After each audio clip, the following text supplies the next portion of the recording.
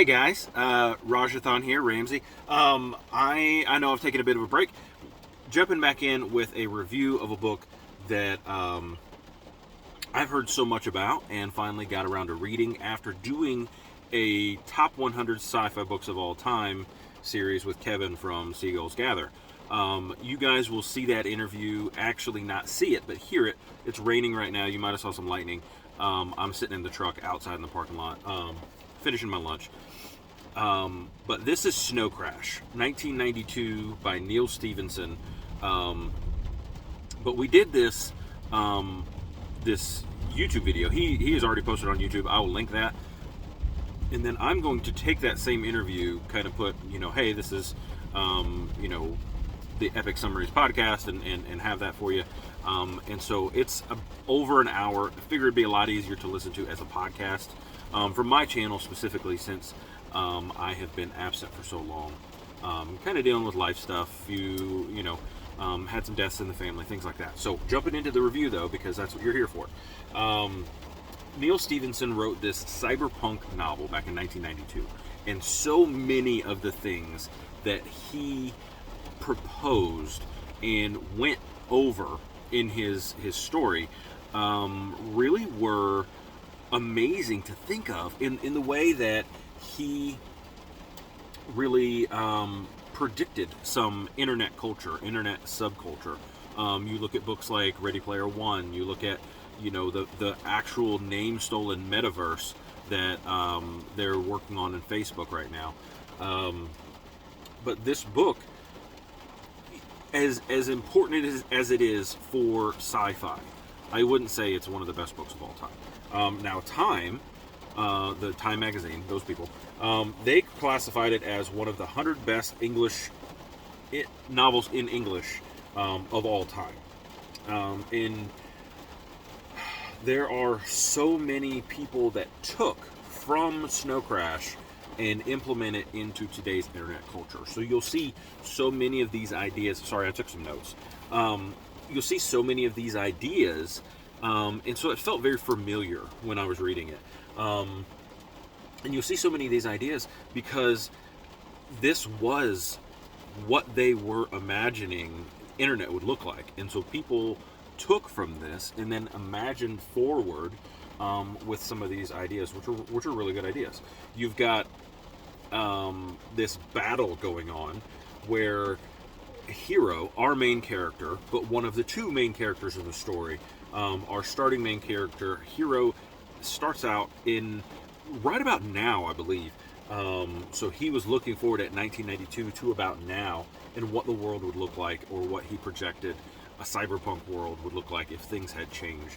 And basically, government has broken down. There are the feds. There is the small United States that's kind of shrunk down. But these burbclaves are basically these suburbs that are in whole by themselves. And you buy into them and become a citizen of these burbclaves. And to do so, you have basically created your own little community and world that you don't really have to deal with everyone else around you and that kind of thing. So America has gone from a sprawling place to a very self-contained individual. There's like, and most of them are sectioned off in racially subdivided areas. So you've got like the Hong Kong burbclave, you've got the American burbclave or whatever. You've got a few others. I didn't write them all down. I only wrote a few things down. But so you've got Hero Protagonist is a name he chose for himself. He is black and Korean, I believe. His dad might be Vietnamese because his dad fought in the Vietnam War and then came back. And I don't know. I'm already forgetting things. Well, he has swords that his father won in a fight. And he had actually met one of the bad guys, a man named Raven, who was I can't remember the tribe that he was from, but it's an American territory, but they're it's like seal hunters, and they kayak and seal hunt, but it's really, really close to Russia. And so they were taken over back in World War II or Vietnam or wherever. they were taken over, and so his father and this guy's father met, and so they kind of knew about one another when they meet again in Los Angeles during this cyberpunk scenario. So Hiro is driving for Enzo's pizza company. I can't remember what the name of the company is, but Uncle Enzo is the mafia leader who runs pizza. The book starts with this line. It's like the only thing America does well is like microcomputers, pizza, and one other thing. So he basically, if they don't get it to you in 30 minutes, he gets taken out back and shot. The person who had a late pizza gets like part of the company and signs their life away and joins. It gets super apologized by Uncle Enzo. It's a big deal. Pizzas get there in 30 minutes or less, no matter what. So he drives a super souped up car. Like they talk about it. You think this is going to be a huge character in the book. This car is just really, really powerful and special. It has like pizza racks behind him where like as the pizza's ready, it slides out of this warmer at like a VCR used to eject out of VCR tapes used to eject out of VCR, and the pizza comes out and he walks it up to the door, all powerful and cool. And so we get this whole thing, and so he's delivered a pizza. He comes back, he goes for a second delivery, and the pizza place is on fire. And so he's like, look, man, this isn't my problem. Inside's your thing, outside's my thing. Just give me a pizza. Dude hands him a pizza with 20 minutes on it, and it's 8 minutes away. So he's like, all right, I got this. I can do this.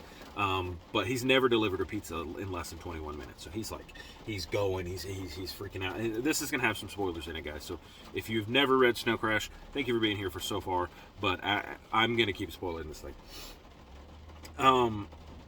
So if as he's going, he gets pooned. Basically, couriers in this futuristic time frame, which this is our next character that we meet, YT. They have this electronic poon. So it's an electromagnet. If you know what an electromagnet is, it shoots electricity around a coil, and when electricity goes around that coil, it electrifies and then creates a magnet. It's kind of how elevator brakes work as well. So it shoots this poon out, and it hits metal, sticks on, and they're on these special skateboards. And as they're riding on these special skateboards, they use cars to basically get where they want to go. And they really, really enjoy pooning pizza drivers because they're the fastest. They have to get there on time, so they poon pizza drivers whenever they can. So YT in the back poons Hiro and is moving along, but he's already late. He doesn't care. She's just along for the ride. As long as she doesn't slow him down, he doesn't care. He's moving. So he drives through this burbclave. He has permission to go through it, and he knows that if he cuts through this one person's backyard, and he's gonna bust their fence, but he's 90% sure that they'll never get a hold of him or know what's going on. So he's gonna drive through their fence, pop out on this road, and cut through the burbclave in half the time. No big deal. He'll make it through. Well, as he's getting there, he comes through and he lands in an empty swimming pool. They've changed something. Before, last time he went through there, this was like his emergency route, so he didn't go all the time. But last time he went through there, they've put an empty swimming pool in there. So YT basically knocks on the window and goes, hey man, I can get that pizza there for you. So he hands her the pizza. She gets the pizza there with like 15 seconds to spare. And so Uncle Enzo is interested in this messenger that finished getting his pizza there on time, because he didn't have to like come down and apologize and do all this kind of stuff. Like they had a news helicopter there because it was a big deal if the pizza was going to be late. This is going to be a problem. And so Uncle Enzo starts taking an interest in YT, kind of thinks of her as a protege, right? And then after this, Hiro gets fired because he crashed the car. He almost got the pizza there late. We're under the impression that he's going to be the deliverator with this fancy car for the whole movie, and like all of a sudden, less than 100 pages in, he no longer has this job that he keeps talking about is the best job in the world. So he then goes into the metaverse. So before I had even imagined it in 1992, I don't know how many other people had thought about an online community where you went in and you created these digital spaces with headsets and all this kind of stuff. Sorry, my phone went off. And so just super interesting, this metaverse that he was able to imagine and think about. Like, this is forward-thinking sci-fi for sure. He goes in, and him and this guy named David, but instead of a V, it's a 5. So imagine David with a 5 in the middle. They created this super fancy nightclub. And so he's going to the nightclub because in real life he's broke, but in the metaverse he's a player. He's a big dude because he's a great hacker. And so his second job was working for what's called the CIC, which was the CIA, but now it's the CIC. And they run the Library of Congress, which is an online database. So if you pay in, and basically like Wikipedia, but if somebody uses your info, you get paid for it. So if you input information into the CIC database in the Library of Congress, every time somebody accesses that, you get paid. So he's collecting information now and using the metaverse to kind of collect his information and rumors and things like that. Anybody that might want something, he is trying to figure that out. So as he's walking into, I believe it's called the Black Sun, the nightclub, this man, if you're using a public terminal, you look black and white, kind of like a noir kind of look, and you're kind of fuzzy. So this black and white man looks at him, and he's like, "Hey, man," and he calls him by name. He said, "Hey, hero, you want to try some Snowcrash?" And so Snowcrash is when, imagine the static on your TV, right? So when your computer crashes, that's the idea. Your computer snow crashes. It has gone down to nothing, and so he knows it's a drug. He doesn't want to try it. He was like, no, thank you. I don't want it. He doesn't want any. He meets his ex-girlfriend, who is the ex-wife of his best friend David. Complicated, but and she tells him, don't mess with Snowcrash. So he's already interacted with this guy and said no, but then again Juanita's like, don't touch it, this is bad. And so she's leaving because she went to go, she kind of has left off that scene. She's still religious, she's a Christian. Most of their circle have decided there's no God, there's nothing, right? And so she's really been looking into some stuff. She's really been looking deep into religion and theory and stuff like that. So she's come across this Snowcrash. She's come across this movement. This movement created by a man named L. Bob Reif, which is we're about really to get into in this side of the book. It goes, you have these moments, these pockets of interesting action, and then it really digs into like theoretical ideas of internet space, and really at this point we go into Sumerian history and language, the Tower of Babel, and how there were these gods. There was Asherna and Enki, who imagine the Tower of Babel, instead of being a thing God did, it's a virus that was found out by this woman, possibly Asherna, and then Enki was trying to prevent it and had a antidote to this information separating virus, right? So the separate, like, what they're trying to propose here is that in history there was a single language, the Sumerian language. It was and Hebrew directly came off of it, so it's very symbolistic and it works really well. A couple of other languages too, that Latin maybe, that I can't remember, but I know Hebrew. So they talk about how, or Egyptian, they say Egyptian and Hebrew come right off of the Sumerian language and work really well to this information gathering, and it was a universal language. So L. Bob Reif created Snowcrash to try to take programmer code, and there's a big part about the ones and zeros of programmer code, and how that programmer code could rewire your brain to create a single language again. So take single point language to multi-point language to single point language again, and to everyone else it sounds like muttering babble, but everyone supposedly can understand it. So it's the idea of speaking in tongues. So when L. Bob Rife was creating his empire, he used the Pentecostal church, which became basically a corner store, or like you would go to like the check cashing store to get your church, right?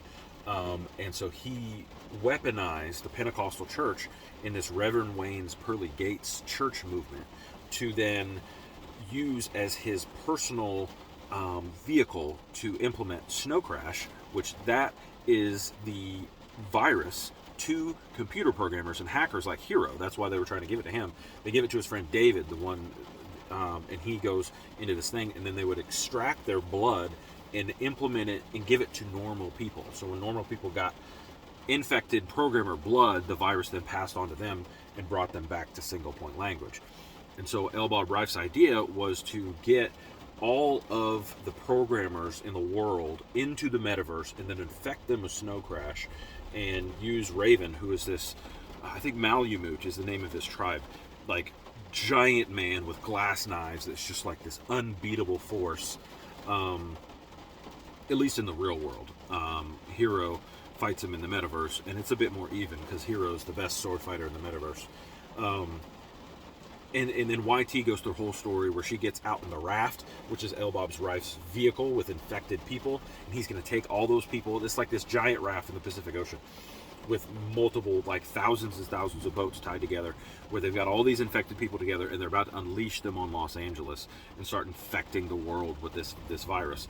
So Hero's working hard to supplement this with Juanita's help, because Juanita found out about it in the first place, compiled all the data, created, her and this other guy created this online library for Hero to access, because she knew she needed Hero to do the muscle work. And so he goes all the way up to Oregon. He goes a couple other places. He has side adventures. YT has side adventures where she ends up on the raft. She's working for Uncle Enzo, who also wants to stop this virus. But Uncle Enzo's kind of the dark side of stopping the virus, and Juanita's the light side of stopping the virus, and they kind of work together for a common goal.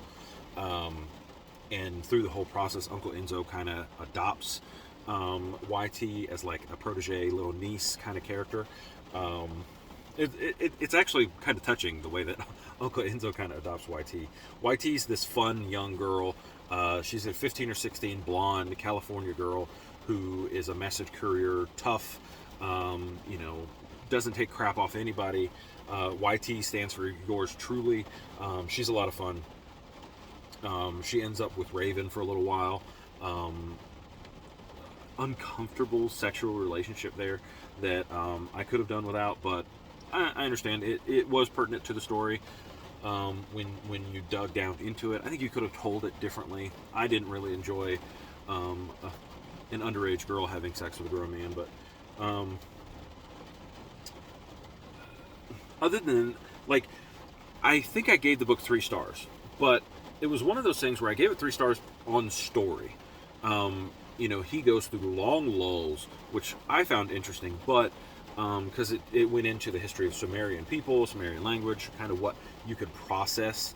The Sumerians wrote a lot of things down, so I don't know how well we can translate their language, but because they wrote so many things down, we kind of do get a key into what their civilization may have looked like, kind of like the Romans. We know what the Romans did because the Romans wrote everything down, and they wrote it down on stone, which stays for a long time.